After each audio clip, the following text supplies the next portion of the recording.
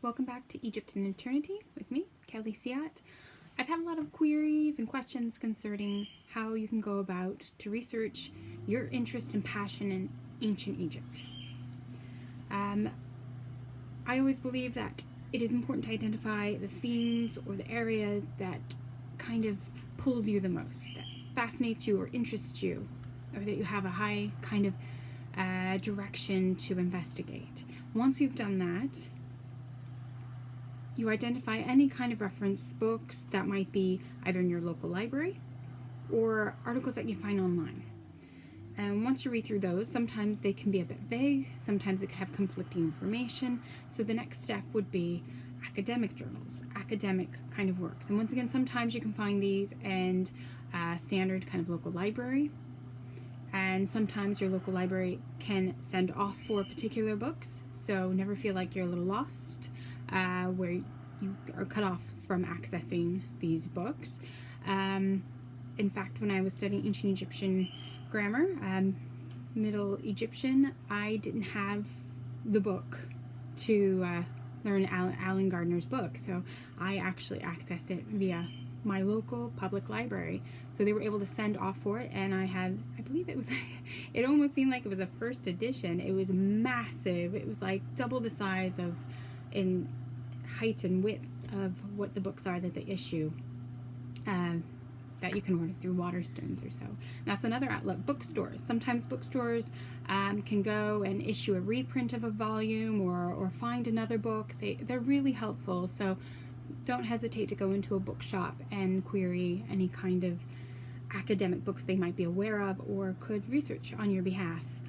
Further to that, I do recommend going on to JSTOR. That's JSTOR.org. So JSTOR.org, you can access a wealth of articles, though you have to be kind of a member through another university or organization that's linked up to that so that you can have access to those articles. Otherwise, you will have to pay either per article or pay for a membership. But once again, there might be a limitation to what you can access on JSTOR.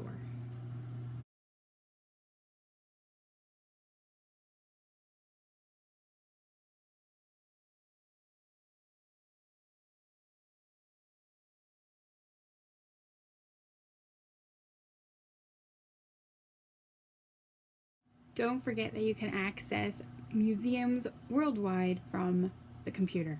And when you access them, you can, most of them have a catalog available to where you can just search through them, see objects of a particular era, date, location.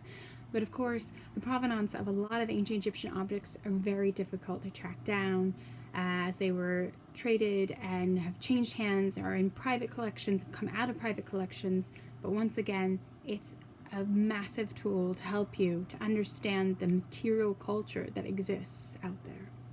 Further to that, don't hesitate to contact your local college or university. Sometimes you can have an open walk-in kind of library membership, in which they will have access to those facilities of JSTOR and other kind of articles online, and you could have an ability to search that way for articles. Now, the key thing is about article searching, book searching, is research. And that research, by looking up things, is no different than what somebody at university or an academic would do. You have to just kind of find your way through the little loops and wormholes that lead you on to all sorts of places. It's a continuous evolving state for research. So there isn't just one directed path that somebody can guide you to. It's something that you discover yourself.